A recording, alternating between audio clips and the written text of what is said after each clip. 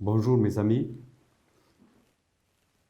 je suis invité aujourd'hui en tant que professeur Hamdi Habib, professeur en médecine et chirurgie buccale, pour vous parler de la chirurgie buccale en période de pandémie Covid-19.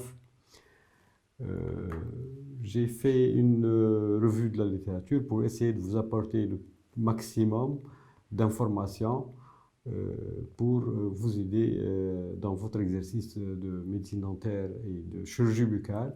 Ça peut même intéresser d'autres spécialités. Sans tarder, je vais vous rappeler que le coronavirus est responsable d'une épidémie qui est déclenchée en Chine, plus précisément à Wuhan, pour donner le Covid-19. En fait, cette pandémie est due à un virus RNA.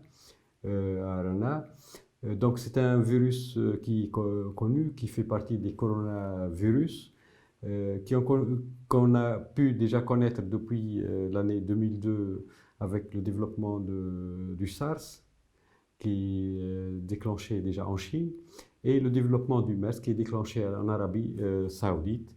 Et sachez que pour le Covid-19, il a donné donc cette maladie qui a manifestation essentiellement respiratoire, a pris de l'extension donc pour s'étendre un peu partout dans le monde, à tel point que l'OMS l'a déclaré déjà comme une pandémie. C'était en janvier donc, 2020, plus précisément le 30 janvier. Et finalement, ça a touché un grand nombre de populations partout dans le monde. Et on estime que la mortalité arrive déjà à un taux de 3,4% des patients ou des sujets touchés par le virus. En mars donc 2020, plus précisément à la date du 27, il y a plus que 500 000 euh, personnes de touchées et avec déjà 23 000 décès qui sont recensés. Ceci pour dire que c'est une situation grave et donc ça intéresse tout le personnel soignant, tous les médecins, quelle que soit leur spécialité, et en tant que les médecins dentistes et plus précisément les chirurgiens de la cavité buccale, la chirurgie orale. À titre de précision, j'ai voulu vous montrer cette diapositive qui illustre très bien que ça fait partie des zoonovirus, avec donc un hôte naturel, c'est essentiellement la chauve-souris, et puis le vecteur, ce sera l'hôte intermédiaire représenté par les chameaux et autres, pour toucher l'humain et donner donc la maladie qui était manifestée par le SARS, donc comme je l'ai dit en 2003, c'était déjà en 2012 manifesté par le MERS et actuellement c'est le Covid, donc c'est le SARS-CoV-2 en 2019 et qui touche un grand nombre de la population mondiale. Déjà, cette diapositive illustre très bien le grand nombre de personnes touchées. Et donc la référence était déjà prise au mois d'avril, le 9 avril plus précisément, qui montre donc le nombre de personnes touchées arrivant à 1,5 million et même plus, 500 000. Les personnes qui sont décédées avoisinent les 94 000 personnes décédées, donc c'est un chiffre affreux. Et les personnes qui sont en rémission, je ne veux pas dire en guérison parce qu'ils peuvent être encore porteurs du virus, avoisinent les 340 personnes pour dire que donc c'est une véritable pandémie qui intéresse tout le corps médical. Et cette pandémie grave, déjà avec un pronostic parfois fatal, est donc due à un virus qui entraîne sur le plan pathogénique, j'ai vu déjà dans un article d'une référence de virologie en 2020, que ça intervient essentiellement par des réactions inflammatoires sévères pouvant toucher les vaisseaux, pouvant toucher les muqueuses, pouvant toucher les poumons, et ça donne donc un aspect très destructeur. Et parmi les effets pathogéniques, c'est essentiellement cette affinité au récepteur spécifique de l'enzyme de conversion de l'angiotensine, laquelle enzyme est déjà fréquente, enfin ces récepteurs sont fréquents au niveau de la cavité buccale, au niveau de la muqueuse buccale et notamment au niveau des glandes salivaires, ce qui explique la fréquence déjà de ces virus au niveau de la salive et ce qui explique déjà la possibilité de contamination par cette salive en pratique quotidienne dentaire. D'ailleurs, à côté de ça, si je veux expliquer le risque donc, majeur pour les médecins dentistes et les spécialistes en chirurgie buccale, et d'ailleurs c'est le même cas pour les chirurgiens maxillofaciaux, les ORL, etc., c'est qu'on travaille dans une région qui est la cavité buccale et pharyngée, dans une région qui est riche donc, en virus. Les virus donc, sont là, et la respiration, la toux, l'éternuement pourraient déjà transmettre facilement le virus à partir donc d'une zone concentrée en virus, donc là où il y a une charge virale importante. Ajouter à cela l'utilisation d'instruments qui sont tranchants et finalement il y a une notion de contact direct intime de la région oropharyngée du patient par le praticien, donc ce qui favoriserait encore plus le risque de contamination dans les deux sens, mais essentiellement une contamination de ce personnel soignant, les chirurgiens de la cavité orale et les médecins dentistes. C'est pour cette raison qu'il y a eu des recommandations qui doivent être respectées pour permettre donc de préserver l'état de santé du personnel soignant et des médecins dentistes qui continuent à prendre en charge donc, ces urgences médicales en général. Les références sont nombreuses, elles peuvent être francophones, elles peuvent être tunisiennes même, mais j'ai préféré vous présenter déjà une slide qui présente des références surtout anglophones qui sont beaucoup plus globales, et j'ai insisté sur surtout ces références de l'American Dental Association, donc l'ADA qui est connue et qui présente donc des recommandations que moi-même j'ai critiquées, et j'ai voulu déjà faire une sorte de synthèse plus globale et plus correcte pour vous apporter le plus d'informations concernant la prise en charge de ces patients. Pour les prendre en charge, ces patients vont pouvoir présenter une symptomatologie. Donc vous, dans votre cabinet de médecine dentaire, de chirurgie buccale, vous recevez des patients qui viennent souvent pour des urgences, mais vous êtes censé savoir déjà faire le tri des patients en passant par la connaissance de la symptomatologie que peut présenter un patient qui est infecté par le virus. Et grosso modo, je schématise cette symptomatologie à connaître par tout médecin, et vous-même, vous devez les connaître en tant que médecin.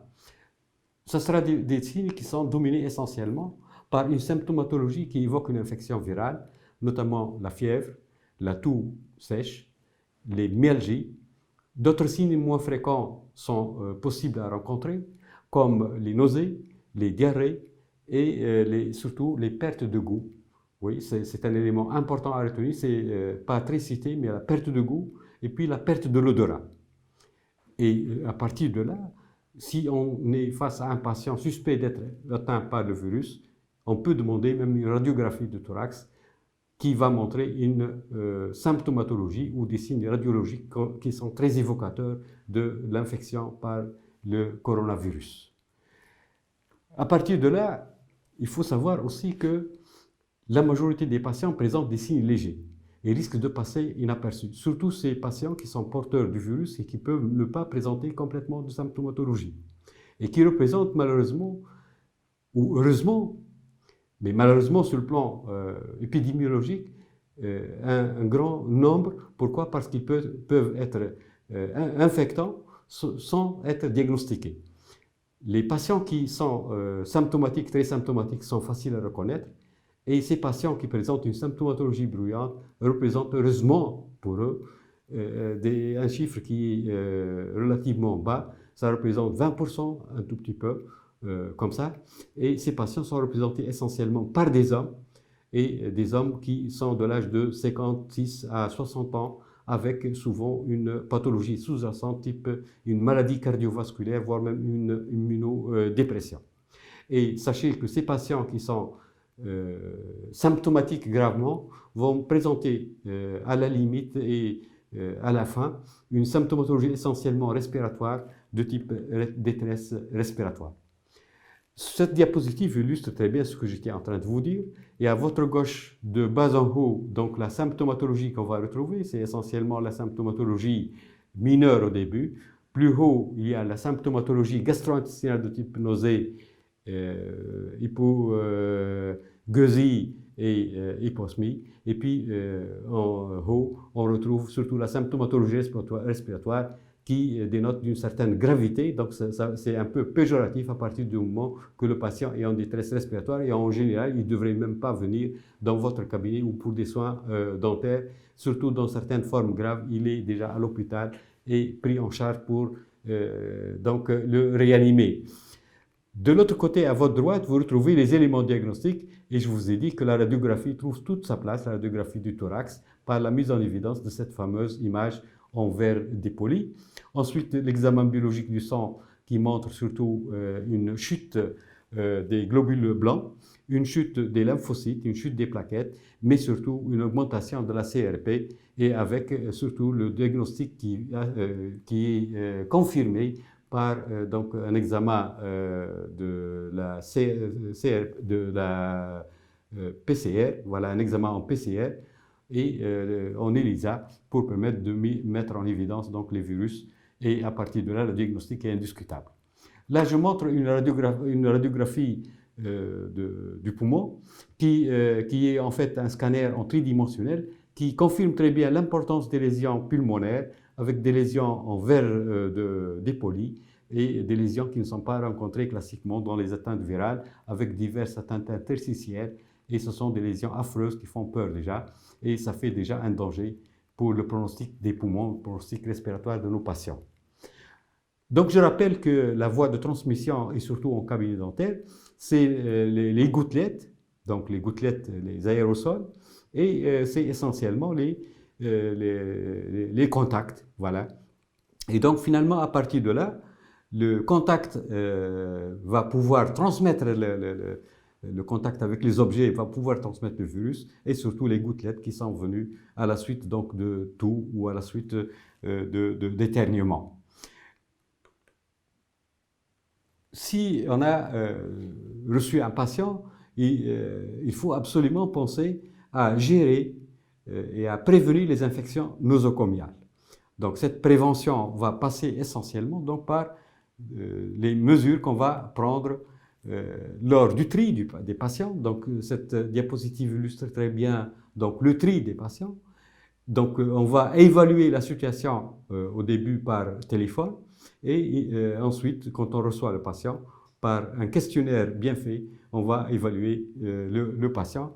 Est-ce qu'il présente ou pas des signes donc, de suspicion de Covid, ou est-ce qu'il a surtout fait des voyages ou été en contact avec une personne qui est infectée par le virus.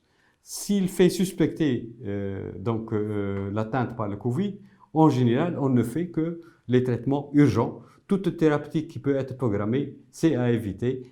Et finalement, la gestion va se faire surtout pour ces patients qui présentent des urgences par la prescription d'antibiotiques et d'antalgiques.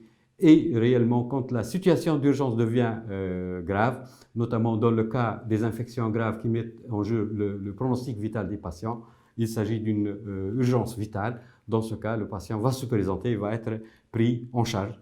Donc, les patients qui n'ont pas de gravité, qui ne sont pas des urgences vraies, ne sont pas pris en charge. Les urgences sont prises en charge surtout par un traitement médical, et la prise en charge chirurgicale par le médecin dentiste, le spécialiste en chirurgie buccale, n'est indiquée que lorsqu'il y a réellement une urgence vitale. Très sommairement et très brièvement, je vous présente déjà les questions à poser, une série de questions qui sont résumées, donc qui doivent être présentées sous forme d'un papier à remplir par le patient à l'arrivée. Donc à l'arrivée, il va mentionner la date, donc le nom du patient, la date de naissance, et puis une série de questions qui sont intéressées par finalement le risque d'être atteint par le virus, et surtout le degré d'urgence. Et donc le patient va remplir ça. Et surtout pour l'évaluation de l'état du patient concernant l'urgence dentaire, donc l'urgence dentaire et buccale, elle est axée essentiellement sur la douleur. Donc il doit chiffrer la douleur pour dire est-ce que c'est vraiment urgent ou pas. Mentionner la notion de tuméfaction pour voir si vraiment il présente une infection, et vérifier s'il y a des signes d'hémorragie. Donc les urgences sont essentiellement douloureuses, infectieuses et des urgences hémorragiques et traumatiques. Et donc le remplissage de ces deux questionnaires va permettre de faire un premier tri pour dire que est-ce que c'est une urgence ou pas, est-ce qu'on prend en charge ou pas le patient. Si le patient ne constitue pas une urgence vraiment à prendre en charge chirurgicalement, ça sera une gestion pharmacologique à base essentiellement d'antibiotiques et d'antalgiques. Si on va prendre en charge le patient, finalement, surtout le contact direct et le traitement chirurgical qu'on va faire, qu'il soit un traitement chirurgical dentaire ou chirurgical de la cavité buccale, qui va exposer le patient. Et donc, un certain nombre de principes doivent être respectés. Premier principe, c'est que les patients qui sont fébriles et qui présentent donc un tableau d'atteinte par le virus sont à éviter dès le départ. Ensuite, il faut savoir juger et cliniquement la situation et le tableau clinique.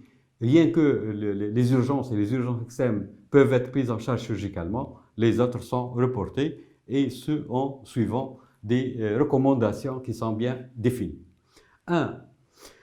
Première recommandation, en fait, ne pas opérer et prendre en charge un patient en chirurgie buccale et en soins dentaires en général, et quelle que soit déjà la spécialité chirurgicale, s'il n'y a pas de moyens et d'équipements de protection personnelle.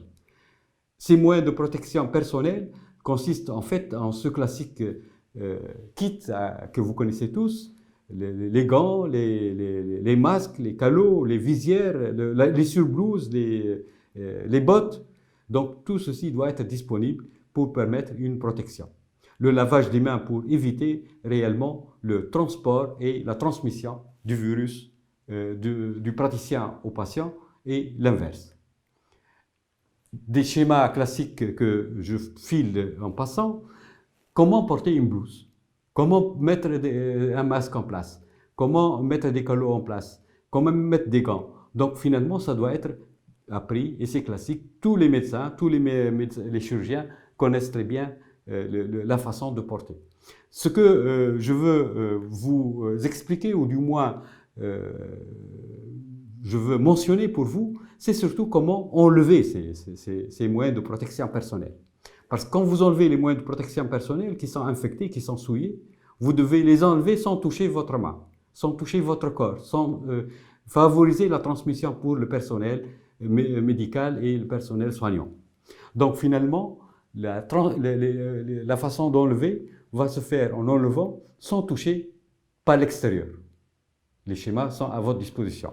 Il y a deux façons déjà de faire, donc selon la technique, mais tout tourne autour du fait que je ne dois pas toucher à la main l'extérieur de ma blouse, de mes gants plutôt, du masque et du calot, etc.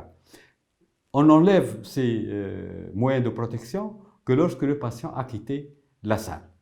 Deuxième point, quand on va travailler chez un patient en bouche,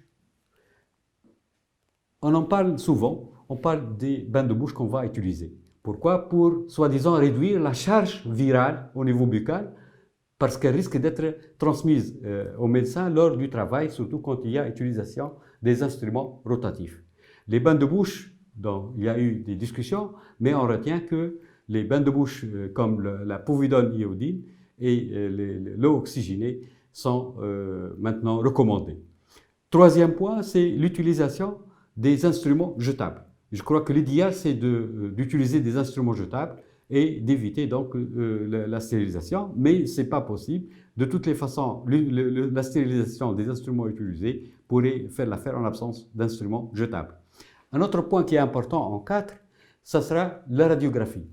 Il est conseillé d'éviter de faire des radiographies intrabuccales et d'avoir recours le plus souvent à des panoramiques pour éviter des transmissions supplémentaires, surtout par blessure des gants. Dernier point, cinquième point que je veux vous expliquer, le danger, je l'ai évoqué déjà, le danger d'utilisation des instruments qui favorisent la formation ou la génération d'aérosols. Je citerai les instruments qui utilisent l'ultrason, par exemple la piezo, par exemple les détartreurs, et je citerai les instruments qui utilisent les instruments rotatifs, notamment la turbine et le contre-angle. Donc ce sont des instruments à utiliser au minimum ou à éviter parce que ce sont des instruments très dangereux.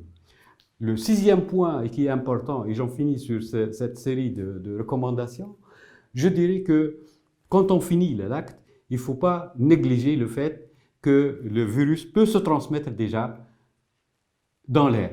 Et donc, il faut penser à stériliser la salle, car elle peut contenir donc, dans l'air ambiant des virus qui peuvent être attrapés par la suite, même après avoir quitté la salle de soins par le patient. Si je veux discuter tout ça, il faut dire que des recommandations sont faites, déjà dès le début de la pandémie, mais ce n'était pas très clair. Ces recommandations initiales qui ont été présentées vont diviser, dans cette diapositive, je vous montre les recommandations, donc, mais c'était des recommandations du début de la pandémie. Donc là, dans une colonne, vous voyez les diagnostics. Donc les diagnostics qui tournent autour des douleurs d'origine dentaire, pulpaire, desmodentale, etc. Les traumatismes donc, dento-alvéolaires et les fractures mandibulaires et maxillaires, et surtout les cellulites. Et vous voyez qu'il y a un management ou bien ce qu'on appelle une sorte de gestion primaire et des gestions secondaires. La gestion primaire est essentiellement médicamenteuse à base de paracétamol et à base d'antibiotiques, notamment l'amoxicilline acide clavulanique.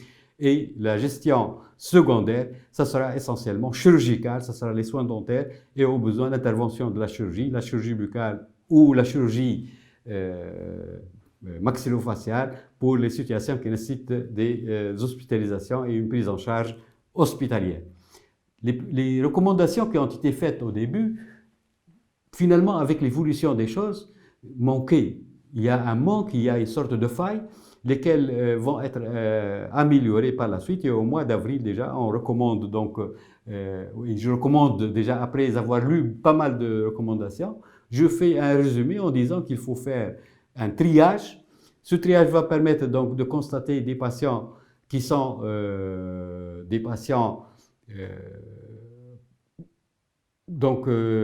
des patients qui se présentent donc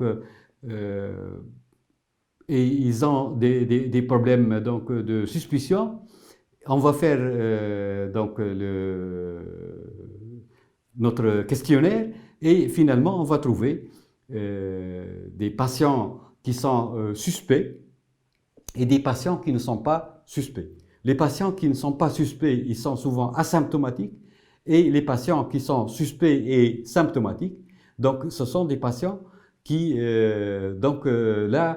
considérés comme des patients qui étaient flous. Mais c'est le diagnostic préliminaire qui va permettre de les classer en deux catégories. Et il y a un grand nombre, avec l'évolution donc de la pandémie, qui va être considéré comme déjà un Covid positif. Donc des cas de patients qui sont touchés réellement et qui sont connus. Ces patients qui sont touchés, ils peuvent être dans deux situations, soit en cours de la maladie active, au cours de la maladie active et bien contrôlée et stable, ou au cours de la maladie active qui sont instables. Et on peut trouver aussi des patients qui sont déjà en rémission, en quelque sorte, ils ont passé le cap, ils sont en guérison. Bref, je vais voir qu'il y a pratiquement 5 situations ou 6 situations, voilà, 5 ou 6 situations, et en fonction de la situation, on va envisager une attitude thérapeutique qui va être adaptée à la situation. Donc finalement, on considère la première situation où c'est asymptomatique et non suspect. Donc les traitements qu'on peut faire chez ces patients qui sont asymptomatiques, ce sera les urgences extrêmes, ça sera les urgences qui utilisent des instruments générant les aérosols, ça sera on peut traiter chez ces patients les urgences qui même génèrent des aérosols, mais ce sont considérés comme asymptomatiques. Pour les patients symptomatiques et suspects, là, on va essayer de réduire notre intervention et on n'intervient que lorsqu'il y a une extrême urgence, c'est-à-dire une situation qui met en jeu le pronostic vital de nos patients. De même, chez les patients qui sont atteints, confirmés, que la situation soit active ou stabilisée, on n'intervient que pour les urgences extrêmes et les urgences qui n'utilisent pas des instruments générant les aérosols comme les contre-angles et les ultrasons. Pour les patients qui sont guéris, et là c'est vraiment intéressant à retenir, les patients qui sont considérés comme guéris, il ne faut pas avoir vraiment, la grande joie pour commencer à les soigner dès qu'on apprend qu'ils sont en rémission. Non, il faut attendre au moins un mois pour pouvoir faire tout chez ces patients parce qu'il peut y avoir des situations où le virus est encore là, même la symptomatologie étant disparue, le virus est là, il y a un risque de contamination et de transmission de la maladie. Donc il faut attendre un mois pour pouvoir faire tous les traitements, sinon on va les traiter comme des patients qui sont infectés et des patients qui sont encore à risque. Ce tableau résume en fait les différentes situations, les différentes urgences en A, en B, en C, etc. Et A, je rappelle, ça intéresse la chirurgie buccale. C'est essentiellement des urgences vitales d'origine infectieuse, traumatologique ou hémorragique qui doivent être prises, quel que soit le stade, quelle que soit la situation, alors que pour les autres situations, on ne les fait que lorsqu'il y a la possibilité de le faire. Là, en fait, je vous présente un travail qui est très intéressant, qui est fait déjà en Chine. Et ce travail, il illustre très bien la persistance du nombre de fréquence du nombre de patients qui sont infectés. Donc, on continue à consulter, on continue à recevoir des patients qui présentent surtout des infections graves, telles que les cellulites diffuses. La traumatologie a diminué un tout petit peu et les soins ne se font pas pratiquement actuellement, les soins classiques qui n'urgent pas. Donc, on continue à recevoir des patients qui sont urgents et extrême urgence. La dernière situation que je veux vous présenter ici est intéressante. Pourquoi? Parce qu'elle répond à une question qui est vraiment d'actualité. Faut-il intervenir chez des patients? Eh bien, la réponse, il ne faut pas intervenir quand on peut reporter la chirurgie. Et d'ailleurs, il y a un travail qui est présenté ici par une équipe chinoise qui a opéré au début de la pandémie des patients. 34 patients étaient opérés alors qu'ils étaient considérés comme asymptomatiques, alors qu'il était des porteurs sains. Et la chirurgie a accéléré donc l'évolution et la mauvaise évolution de la maladie. En effet, au lieu de trouver les 3, quelque chose de mortalité, on a trouvé déjà une mortalité qui est arrivée à 20%. 7 patients sont morts sur 34 patients. Et puis, il y a eu une nécessité d'intervention des unités de soins intensifs, c'est-à-dire de réanimation, pour un chiffre plus élevé que la population générale, pour dire que on retient que pour la chirurgie buccale, ORL et toute autre chirurgie, il s'agit d'éviter d'intervenir chaque fois qu'on peut reporter la chirurgie. On n'intervient que lorsqu'il y a réellement une nécessité absolue. Je conclus en disant que l'objectif de tout ça, c'est quoi? L'objectif de tout ça, c'est en fait d'apporter les soins nécessaires et les chirurgies nécessaires pour nos patients, quelle que soit la spécialité déjà. Intervenir pour soulager nos patients. Mais il faut intervenir en respectant 2 principes importants. Ni le personnel soignant et le médecin ne sera affecté par ce virus qui est dangereux, ni nos patients ne soient affectés et ne reçoivent donc les virus par infection nosocomiale. Et tout rentre dans le cadre de la lutte contre la transmission du virus. Donc, intervenons quand il faut, n'intervenons pas quand il ne faut pas. Et quand on intervient, il faut appliquer vraiment les règles rigoureuses et scrupuleuses, donc des moyens de protection personnels qui doivent être disponibles, qui doivent être utilisés à bon escient et correctement. Et donc, on tient compte du fait que le médecin dentiste, le spécialiste en médecine et chirurgie buccale, au même titre que ses collègues, quelle que soit leur spécialité, doit contribuer à la prise en charge et à l'amélioration du pronostic de l'infection de la pandémie et doit lutter contre la transmission et l'extension de la pandémie. L'avenir, c'est pour l'évolution favorable, j'espère, et ça sera pour bientôt, c'est déjà pratiquement la situation, et certainement dans cet avenir proche, on aura beaucoup plus de nécessité de soins, beaucoup plus de nécessité de chirurgie pour récompenser ce qui a été reporté, ce qui a été déjà reporté parce qu'on n'intervient pas pour des raisons de risque infectieux. Sur ce, je vous remercie.